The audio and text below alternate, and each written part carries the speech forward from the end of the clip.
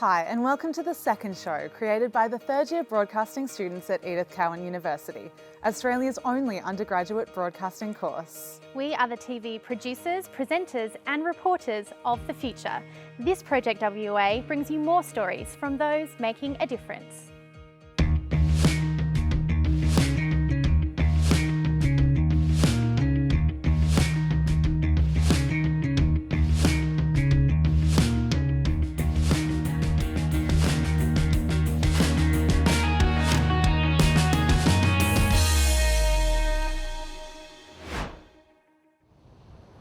The world produces 250 million tonnes of plastic every year, and as little as 1 to 2% of that actually gets recycled.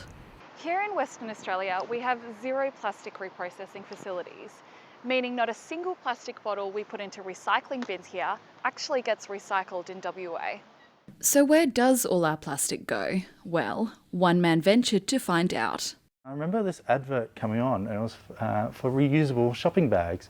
And in that advert, they said by 2050, there's going to be more plastic in our oceans than fish. Darren was shocked and wanted to know whether WA was contributing to the problem. But what he found was worse than he imagined.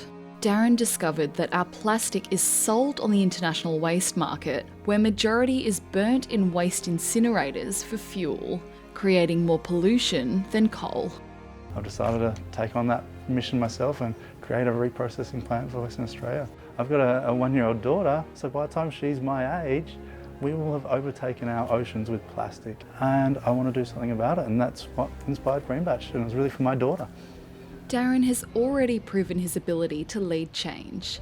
In 2007, he was named the Young Australian of the Year for his work as CEO of DreamFit, a foundation which engineers equipment for people with disabilities to improve their quality of life. Darren started the foundation at the age of just 19 and helped over 1,000 clients, including Chris Shaw, with his custom-built wheelchair Segway. He's really good guy to be around, you know. In 2014, Darren was labelled by the United Nations as one of the top 10 most outstanding young people in the world. He is now guiding the next generation of changemakers as the CEO of Bloom, an innovation hub for young entrepreneurs. The first thing I got when I met Darren was his energetic personality. Like, all he can do is put a smile on your face and just get you talking about what you're passionate about. So the first product we actually want to make out of this PET is 3D printer filament.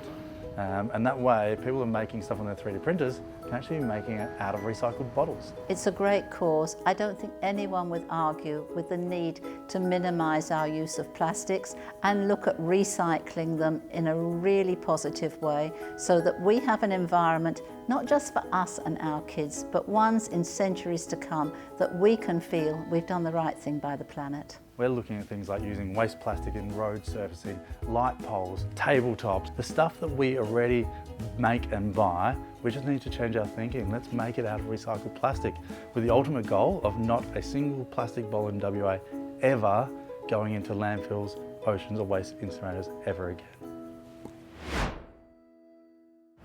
I'm from Methodist Ladies College. And I'm from Australian Islamic College. And we're making a difference by breaking down stereotypes. And forming everlasting friendships.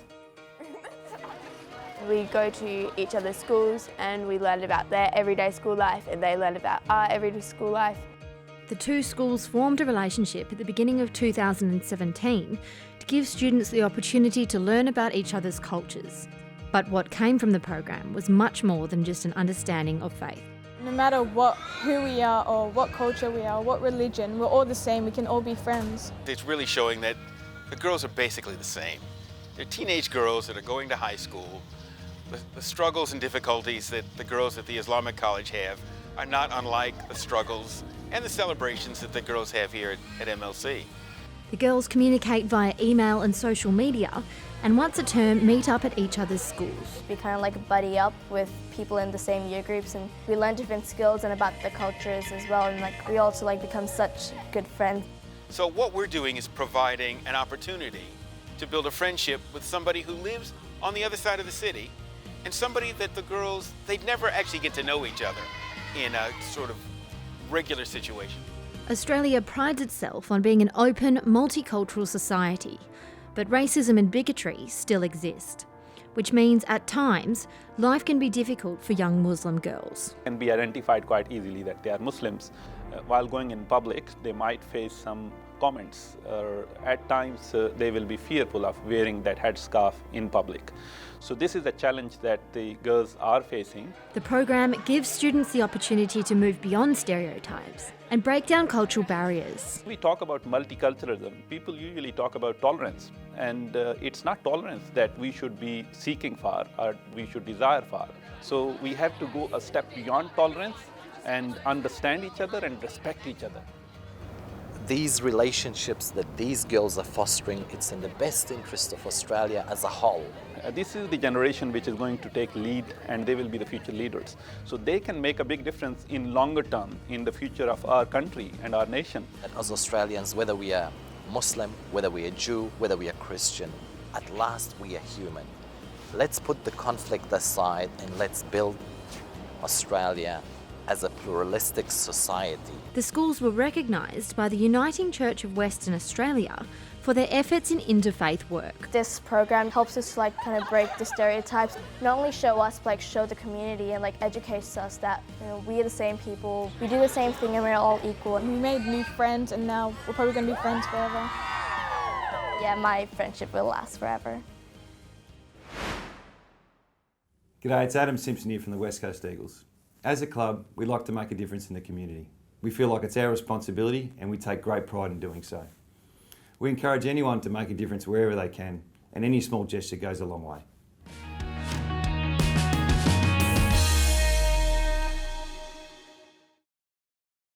Our city skyline is typical of most major cities, with tall buildings with glass fronts.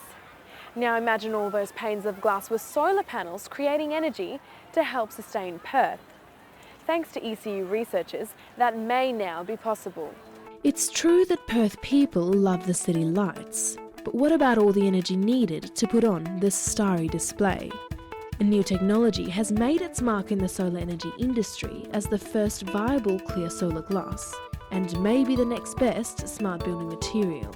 There's a lot of buildings in the city that have a lot of glass and are using a lot of energy, which could benefit from this type of technology to reduce their electrical costs. I think going into the future, buildings that are zero net energy are going to be much more in demand. The technology was developed at the Electron Science Research Institute at Edith Cowan University, a centre dedicated to creating new technology assisting problems in health, security and environmental sectors. The clear solar glass is one of many projects they pursued, and this is how it works. The solar cells are located around the edges of the glass. When the sunlight hits the glass, the UV and infrared components of sunlight travel to the edges to generate electricity, while allowing light to pass through. By blocking UV, IR and thermal radiation, the clear solar glass has more insulation properties compared to conventional glass, and saves up to 40% on heating, cooling and lighting costs. These energy-saving properties are the reason researchers decided to target greenhouses as their first construction project using the glass. Being able to generate electricity from the glass, we can use this electricity for water filtration, irrigation, fertigation and climate control. Despite cost-saving benefits, tomato farmer Alex Norman is more interested in the product's ability to block out UV and infrared rays, providing better conditions for crop growth. If the internal heat of the greenhouse gets above 28, 29, 30 degrees, it doesn't matter how much light you got, the crop's just not going to be able to use it because it goes into survival mode and sort of shuts down. According to Alex, the glass is useful to not only save energy and dying crops, but now also jobs. As the supermarkets are demanding more competitive pricing, any savings we can make from any of those inputs is going to keep us in business. With construction of the first self-sustainable greenhouse to go ahead in March 2018, and a promising future for zero-net energy buildings, experts say this product will bring more to the table than just energy saving and better conditions for crop growth. Technology that allows us to generate our own electricity on site, whether it be windows or other technology, really allows us to make sure that we take demand off the environment by not using coal-fired power stations. My name's Holly McCarthy and I attend Churchland Senior High School. I'm making a difference by living a more sustainable life and reducing my impact on the environment. My mum went waste-free for a challenge after reading a book and watched a lot of videos like A Plastic Ocean, and I got really inspired and influenced by it. So anything we buy or purchase that comes into our house, we have to make sure it can be composted or recycled or reused within the household. It is impossible to be 100% waste-free, so we do have our little collection of rubbish over the year so far, but it's definitely been reduced. Holly has inspired me to do the paper recycling, which we do every Monday. It's where we get all the paper recycling around the school and we bring it and put it in the paper recycling bins and sort through it to make sure there's no non-recyclables. Holly being waste-free at home is pretty cool. Really, what she's doing for the environment is really something that I don't know anyone else who does. It's not actually that hard, and I try and tell people that and tell them all the ways I've introduced this lifestyle. We've only got one planet, may as well look after it. Perth artists are saving the world one painting at a time by overcoming the challenges of promoting themselves in the art industry and selling their artwork with funds going to a good cause. For emerging artists to feel like there is an opportunity for them to be making something of what they're passionate about. Knowing yourself and being confident in your own work and your style and kind of establishing that it's quite challenging, and that takes a few years to get to. Perth organisations such as the Little Wing Corner Gallery want to help ease these challenges by dedicating their events to promote the arts and to give artists like Birdie the opportunity to share their talents. We get musicians, creative industry professionals, artists, photographers, and we try and host events that brings them all together under one roof so they all get to mingle and mix. The gallery want to make a difference in Perth by giving the arts a bigger platform to gain greater recognition. I must admit, like doing the live art with them, it gave me the confidence to go and do it elsewhere. With murals covering the Corner Gallery's event space, it gives the public the opportunity to indulge in a world of art. I think probably our environment, the atmosphere that we provide. Don't think there's many spaces in Perth that have the whole space covered in murals and have a music venue and a gallery in the same space. As well as promoting local artists, some of the proceeds from artwork sold at Corner Gallery events go to charity. Now we've started it so that the photographers and the artists get to nominate the charity that they put their amount towards. It makes it, I guess, gives everything that we're doing sort of a greater meaning as well. The not-for-profit organisation Love Foundation is also getting on board by promoting the arts at their events. And we're now looking at events where we're having major fashion shows, art exhibitions, where we are getting so many artists involved. People are interested and people want to give back, and I think we've really tapped into a way that young people can feel like they can make a difference whilst having fun at the same time. All of the money raised at Love Foundation events go towards their project in Sumba, Indonesia. We're providing microfinance loans to mothers. Basically, it takes about $70 Australian to lift a family of 5 out of poverty. What this mother can do with this $70 Australian is she can start a small business. One of their art exhibitions focusing specifically on local artwork involves some of the most talented emerging artists of Perth. I help people out. If they help me, I help them, and it was for a great cause as well, so why wouldn't you say yes? It's organisations such as these with a love for culture and community who help to pave the way for Perth artists to make a difference. They do play an important role actually, more so in supporting artists and bringing artists together into new networks that perhaps they wouldn't create themselves. The emerging art scene in Perth is a representation of art communities around the world, where art is more than just a talent being sold. Can't have enough art, I don't think. If there's a blank canvas somewhere, why not paint it?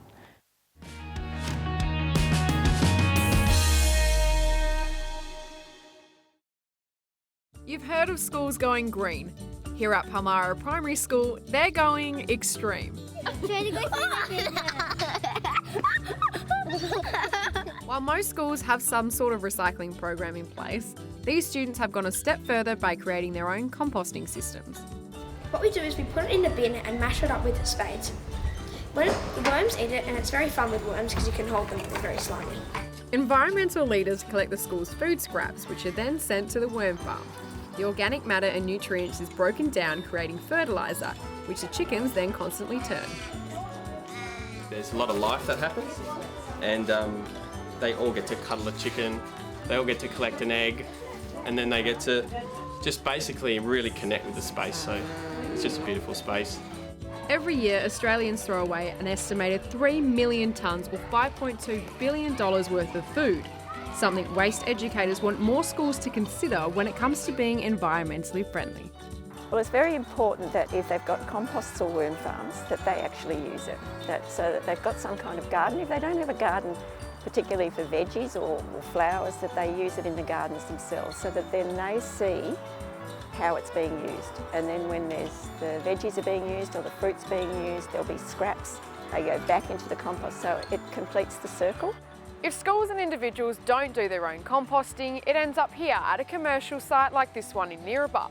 100,000 tonnes of waste alone comes to this site each year, where it will spend 3 days in a tube like this decomposing.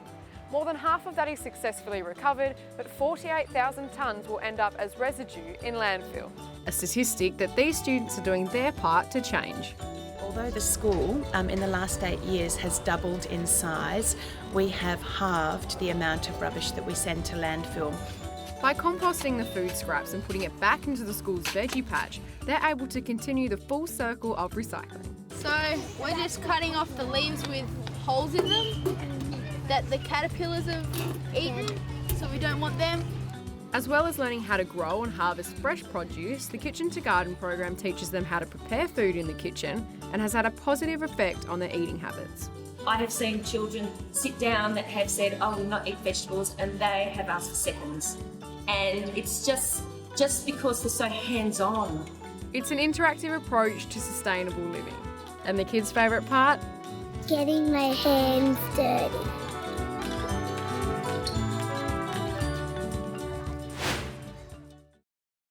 "84-year-old war veteran Len Winton dedicates his time to helping the youth of today.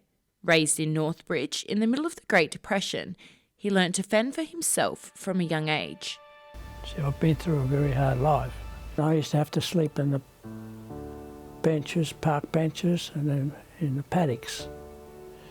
The local shops used to feed me, but the good thing about it is I knew when I got older, if I could put up with that and survive, I can put up with anything. After leaving the Navy, Len took a position as a janitor for a local boys' college. It was here that Len started making a positive impact on the lives of young men. I used to go in to clean the toilets, I'd find kids crying in there and say, come outside. And I used to explain to them that I'm not a teacher. Whatever they say to me is between them and me. And we would sit and we would talk about it, and then I would relate to them, you know. Anyhow, I was going to retire, and the psychiatrist said to me, "What are you going to do now?" And I said, "I don't know, I'll find something to do." And she said, "Why don't you become a mentor?" I'd never heard of a mentor. I said, "What's a mentor?" She said, "What's a mentor?" She said, "Every kid that comes up to see me has already spoken to you."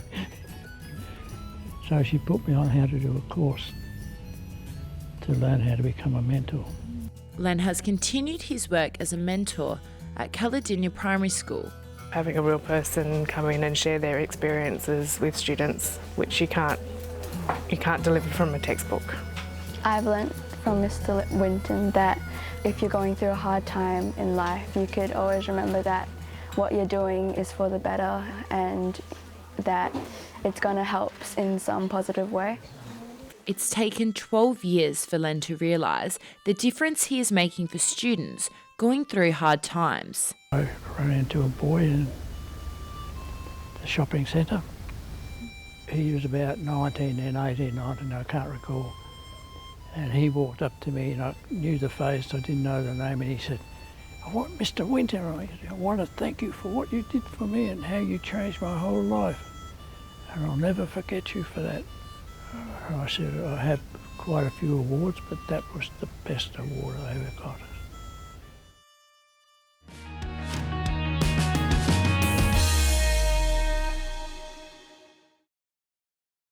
We hope you've enjoyed these 2 editions of Project WA from ECU Broadcasting. We'll leave you with some musicians who are also making a difference.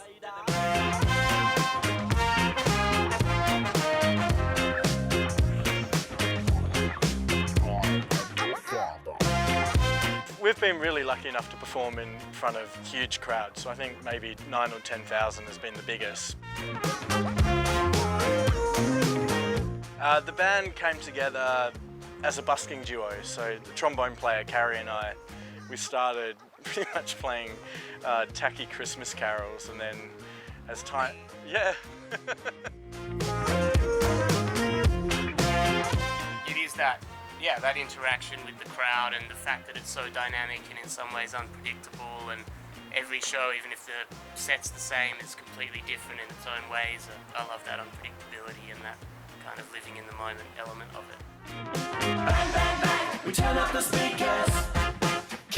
There's a lot of good support and great camaraderie amongst bands. A lot of people play in multiple acts, and there's I guess a lot of community, which maybe you'd feel that in other states if you were living there, but I think Perth still sometimes has that small town mentality, and that transcends into the music scene.